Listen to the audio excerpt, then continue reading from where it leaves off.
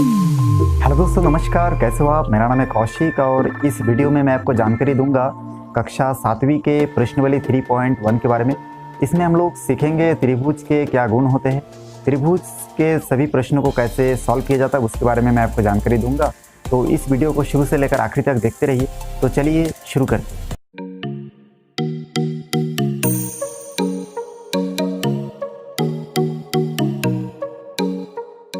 यहाँ पे आप देख सकते हैं कि ये जो प्रश्न नंबर 3 है इसमें दिया है, नीचे दिए गए कोण त्रिभुज एक्स वाई जेड में बराबर भुजाओं के नाम लिखिए। यहाँ पे कोण y का जो माप है वो कितना होगा ये हमको पता करना है। अब इसके लिए देखिए एक डायग्राम दिया गया है, इसमें दो कोण हैं जैसे x कोण और z कोण, ये 40 और 40 का है। यहाँ पे y कोण का मान हमको मालूम करना है, पता करना है। तो हम लोग सबसे पहले यहाँ पे हल दिया है लिख लेते हैं और जो दिया है उसको लिख लेते हैं। देखिए यहाँ पे जो कोना x है, इस x कोने का मान 40 अंश दिया हुआ है। उसी प्रकार से कोण z का मान भी आपका 40 अंश दिया हुआ है। ये दोनों अंश एक दूसरे के बराबर है।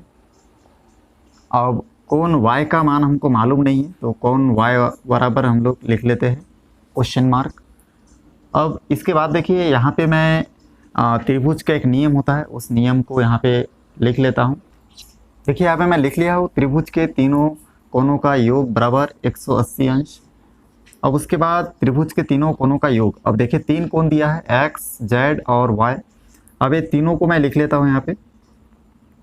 अब यहाँ पे देखिए कोण एक्स डिग्री लिख ले तो लाइन से, फिर कोण वाई और कोण जेड इक्वल टू, अब इक्वल का निशान देखिए यहाँ पे बराबर में देंगे तो अच्छा लगेगा, इसमें 180, ठीक है। अब उसके बाद x कोण का मान यहाँ पे देखिए दिया है 40, तो 40 लिख लेंगे। ये मैं थोड़ा दूर लिख लेता हूँ, इसको थोड़ा नज़दीक कर लेता हूँ। अब यहाँ पे देखिए ये जो x कोणा का मान है ये दिया है 40 डिग्री, तो मैं यहाँ पे 40 लिख लूँगा, 40 अंश। प्लस y का मान दिया है, देखिए कुछ नहीं दिया है तो y की जगह पे y रखिए। और z का मान आपके बुक में दिया है 40, इस प्रश्न में दिया हुआ है, और बराबर 180 का 180। आप चाहे तो कोण y को x भी मान के हल कर सकते हैं, लेकिन यहाँ पे मानने की आवश्यकता नहीं है क्योंकि ऑलरेडी यहाँ पे हम लोग y की जगह पे कुछ भी नहीं बिठा रहे हैं। अब इसको देखिए आगे सॉल्व करूँगा तो 40 और 40 दोनों संख्या है, इसलिए एक ही टाइप का, इसलिए आपस में जुड़ेगा, तो ये हो जाएगा आपका 80। तो यहाँ पर हम लोग लिख सकते हैं कोण y प्लस 40 और 40 मिल के 80 हो गया। अब ये देखिए कोण y के सामने प्लस है तो देने की आवश्यकता नहीं है। कोई भी संख्या जो स्टार्टिंग में प्लस है तो उसको प्लस लिखने की आवश्यकता नहीं है। यहाँ पे इक्वल के बाद 180 का 180 अंश। अब देखिए इसको मैं आगे सॉल्व करूँगा तो ये हो जाएगा आपका ये कोण y अपनी जगह पे रहेगा और 80 को उधर पक्षांतर कर दूंगा तो 80 प्लस में इधर आके 180 के इस तरफ माइनस में 80 हो जाएगा। अब देखिए दोनों को मैं घटाऊँगा तो यहाँ पे हमको कोण y का मान मिल जाएगा 100 डिग्री। तो इस प्रकार से हमको पता चल गया कि कोण y का जो मान है वो 100 डिग्री होगा, मतलब यहाँ पे 100 डिग्री कोण होगा। ये हमारा गणित जो है सॉल्व हो चुका है। इसमें दो चीज़ पूछा गया है, तो कोण y कितना माप का है, तो देखिए कोण y इसमें 100 का है। अब इसमें कौन कौन सा भुजा जो है एक दूसरे के इक्वल है ये भी हमको लिखना है, तो हम लोग यहाँ पे लिख सकते हैं अतः कोण x इक्वल टू कोण z, क्योंकि दोनों का मान 40-40 डिग्री है। और कोण y हम लोग लिख सकते हैं, देखिए कोण ये दोनों का मान 40 है तो यहाँ पे 40 लिख दीजिए। यहाँ पे खाली आप कोण x इक्वल टू कोण y कोण z लिख दीजिए और कोण y इक्वल टू यहाँ पे हमको 100 डिग्री मिला है। तो ये सब हमारा आंसर होगा, तीनों को आप लिख सकते हैं। तो देखिए ये हमारा गणित जो है ये कंप्लीट होता है। आप चाहे तो इसमें लाइन से भी लिख सकते हैं, आखिरी में यहाँ पे आप लिख सकते हैं कोण x इक्वल टू 40 डिग्री, कोण z इक्वल टू 40 डिग्री और कोण y इक्वल टू 100 डिग्री। यहाँ कोण x और कोण z बराबर है। तो इस प्रकार से हमारा जो आंसर है ये देखिए आ गया है और यही आंसर होगा। इसके बाद मैं आपको इसका नेक्स्ट क्वेश्चन को सॉल्व करके बताऊंगा। देखिए यहाँ पे जो प्रश्न नंबर 5 है इसमें लिखा हुआ है, यदि त्रिभुज पी क्यू आर में पी क्यू बराबर पी आर और कोण आर इक्वल टू 28 हो तो त्रिभुज के शेष कोणों को ज्ञात कीजिए। अब इसमें देखिए एक कोना का मान दिया है, दो कोने का मान नहीं दिया है, लेकिन ये इसमें दिया गया है कि Q और R कोण, ये जो आखिरी है देखिए पी क्यू दिया है एक भुजा, और इसमें जो आखिरी लेटर है वो उसका कोण होता है। तो ये जो Q कोण और R कोण ये दोनों एक दूसरे के क्या है, इक्वल है। तो हम लोग जानते हैं कि त्रिभुज के तीनों कोणों का योग 180 होता है। चलिए इसमें हम लोग लिख लेते हैं। देखिए यहाँ पे हम जानते हैं कि त्रिभुज के तीनों कोणों का योग 180 होता है। अब ये तीन कोना इसमें दिया गया है, देखिए क्या क्या कोण है इसमें, कोण P, कोण Q और कोण R। अब इतना इक्वल टू हम लोग रखेंगे 180। उसके बाद देखिए यहाँ पे कोण P का मान हमको मालूम नहीं और R का मान भी हमको मालूम है, Q का मान, Q और P का मान हमको मालूम नहीं है। अब यहाँ पे इसलिए हम लोग यहाँ पे साइड में थोड़ा लिख लेंगे। देखिए चूँकि यहाँ पे नोट किया हुआ है कोण पी क्यू बराबर पी आर, देखिए ये नोट है, ये दोनों एक दूसरे के इक्वल होता है।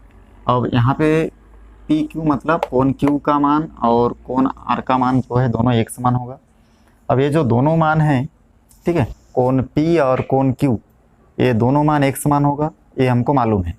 अब इसमें से बुक में जो मेंशन किया हुआ है उसके अनुसार क्यू का मान और आर का मान भी एक दूसरे के बराबर होगा। तो यहाँ से देखिए पी क्यू और पी आर अगर इक्वल होगा तो क्यू का मान यहाँ पे नहीं है, लेकिन आर का मान दिया हुआ है। तो आर का मान कितना है, देखिए 28 डिग्री है, ठीक ना। तो इस प्रकार से पी क्यू में कोण क्यू का मान कितना हो जाएगा, 28 डिग्री। कैसे हुआ ये देखिए, ये जो आखिरी लेटर है इसको हम लोग कोण मानते हैं। तो कोण क्यू और कोण आर एक दूसरे के इक्वल है, तो कोण क्यू का मान हमको मालूम नहीं, लेकिन कोण आर का मान मालूम है 28, इसलिए कोण क्यू का मान हमको 28 मिला है।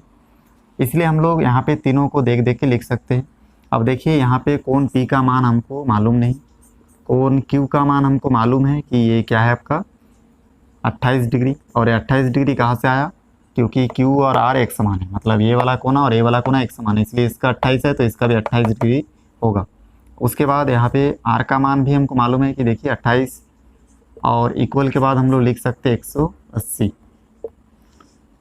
उसके बाद यहाँ पे देखिए कोण P अपनी जगह पे रहेगा और ये 28 और 28 संख्या है तो दोनों आपस में ऐड होगा, तो हो जाएगा 56 डिग्री इक्वल टू 180 डिग्री। अब इसको मैं आगे सॉल्व करूँगा तो यहाँ पे मेरे को मिल जाएगा, देखिए ये कोण P अपनी जगह पे रहेगा और बराबर किस तरफ 180 की इस तरफ, 56 प्लस में है, इधर आके माइनस हो जाएगा, इसको 56 को पक्षांतर कर दूंगा। तो कोण P का मान हमको मिल जाएगा 180 में अगर मैं 56 को 56 को अगर माइनस करूँ तो मिल जाएगा 124 डिग्री। इसको आप अपने घटा के देख सकते हैं।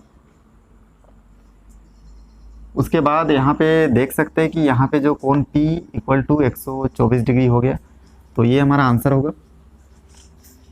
अब यहाँ पे दो चीज़ का आंसर हमको मालूम नहीं था, क्यू कोण और पी कोण। तो क्यू कोण तो हम लोग पहले से पता कर लिए कि आर कोण अगर 28 होगा तो क्यू भी एक समान होगा, क्योंकि क्वेश्चन में दिया है P Q equal to P R, इसलिए दोनों एक समान हुआ। तो यहाँ पे देखिए, अब यहाँ पे हम लोग यहाँ पे नोट कर सकते हैं। तो यहाँ पे आप लिख सकते हैं, अतः कोण P का मान हमको 124 मिला, कोण Q का मान हमको 28 मिला और कोण R का मान भी हमारा 28 पहले से दिया हुआ था। तो ये हमारा फाइनली आंसर होगा। तो इस प्रकार से ये गणित सॉल्व होता है। तीनों कोण को हम लोग ज्ञात करके बता चुके हैं। इसके बाद मैं आपको इसका नेक्स्ट क्वेश्चन के बारे में जानकारी दूंगा, तो देखते रहिए दोस्तों। इसके बाद मैं आपको जानकारी दूंगा प्रश्न नंबर 6 के बारे में। अब यहाँ पे देखिए, किसी 6 नंबर प्रश्न में लिखा हुआ है, किसी त्रिभुज की दो भुजाएं बराबर माप की है, यदि उनका एक सम्मुख कोण 30 हो तो शेष अन्य कोणों की माप ज्ञात कीजिए। अब दो भुजा एक दूसरे के बराबर है। अब देखिए कौन कौन सा दो भुजाएं एक दूसरे की इक्वल है, ये हम लोग इसको देख लेते हैं। अब इसमें देखिए दो भुजा एक दूसरे के बराबर है और उनका सम्मुख कोण 30 हो तो शेष अन्य कोणों की माप ज्ञात कीजिए। तो इसमें ये जो त्रिभुज दिया गया है, इस त्रिभुज में हम लोग हल लिखेंगे और उसके बाद दिया है लिखेंगे। अब देखिए इसमें हम लोग मान लेते हैं कि इसका जो ठीक है सम्मुख कोण 30 अंश का हो, ठीक है, यदि उनका एक सम्मुख कोण 30 अंश का, तो मान लेते हैं कि ये देखिए इसके सामने वाला ये वाला भुजा का जो कोण है ये 30 अंश का है। अब ये अगर 30 अंश का होगा तो ये भी 30 अंश का होगा। मतलब कोई दो कोण क्या होगा, एक दूसरे के बराबर माप का है। दिखाए, देखिए लिखा है त्रिभुज की दो भुजाएं बराबर माप की है, तो बराबर माप का है। अब उसमें से अगर एक का कोण 30 होगा तो दूसरा भी 30 होगा, क्योंकि दोनों क्या है, बराबर नाप का है। अब इस प्रकार से हम लोग इसमें 30 डिग्री और 30 डिग्री लिख लिए कि ये वाला जो इसका भुजा है, ये भुजा और ये भुजा एक दूसरे की इक्वल है, तो इन दोनों का जो कोण बन रहा है यहाँ पे और यहाँ पे ये इक्वल है। या फिर आप अगर इसको और इसको मानते तो ये और ये कोण को भी एक दूसरे के इक्वल मान सकते थे। तो यहाँ पे मैं इस प्रश्न के अनुसार ऐसे डायग्राम बना लिया हूँ। अब उसके बाद इसमें देखिए ये कोण, जो ये कोण का मान है हमको मालूम नहीं, तो इस कोण को हम लोग कुछ मान लेते हैं। तो माना कि ये कोण का मान x है, तो यहाँ पे हम लोग लिख सकते हैं माना कि कोण A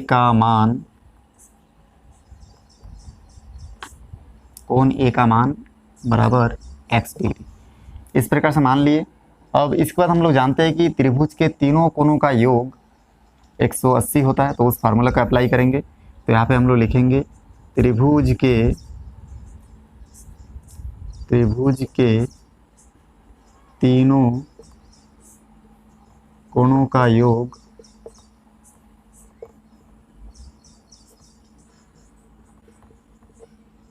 अब देखिए हम लोग जानते हैं 180 डिग्री का होता है, तो इसलिए मैं 180 लिखा।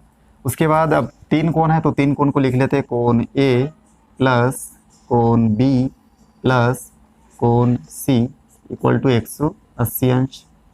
अब इसमें ये कोण का मान हमको मालूम नहीं, हम लोग x माने हैं, तो इसलिए x डिग्री प्लस B कोण का मान हम लोग देखेंगे कि B कोण का जो मान है हम लोग इसमें देखिए 30 डिग्री माने हैं, तो इसलिए 30 अंश, और C डिग्री का मान जो है वो 30 माने हैं, इसलिए यहाँ पे 30 अंश इक्वल टू 180 डिग्री।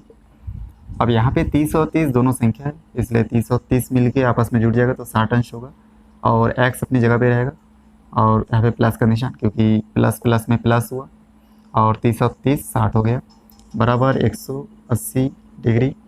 उसके बाद x अपनी जगह पे रहेगा और 60 को पक्षांतर कर दूंगा तो 60 इधर आके हो जाएगा 180 माइनस 60, क्योंकि देखिए यहाँ पे 60 प्लस में, तो पक्षांतर करने के बाद माइनस में चेंज हो जाएगा। उसके बाद आगे हम लोग इसको सॉल्व करेंगे तो x डिग्री इक्वल टू हम लोग 180 में से 60 को माइनस करेंगे तो 120 अंश बचेगा। तो इस प्रकार से हमारा जो x का मान है वो आपको मिल जाएगा 120 अंश। अब x का मान आपको 120 मिल गया, तो ये देखिए सभी कोण का मान आपको पता चल गया है।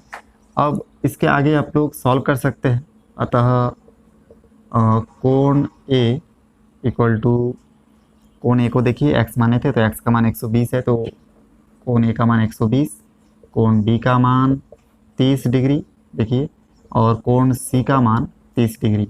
तो ये हमारा फाइनली आंसर होगा। दोस्तों, मैं आपके लिए इस प्रकार के गणित का नया वीडियो लाता रहता हूँ। इसमें अलग अलग प्रश्नों के बारे में मैं आपको जानकारी देता हूँ। वीडियो अच्छा लगे तो लाइक करें, शेयर करें, सब्सक्राइब करें, बेल आइकन को भी प्रेस करें, ताकि जब भी मैं कोई नया वीडियो बनाऊँ तो उसका नया अपडेट सबसे पहले आप तक पहुँचे। तो फिर मिलते हैं एक नई वीडियो के साथ। धन्यवाद।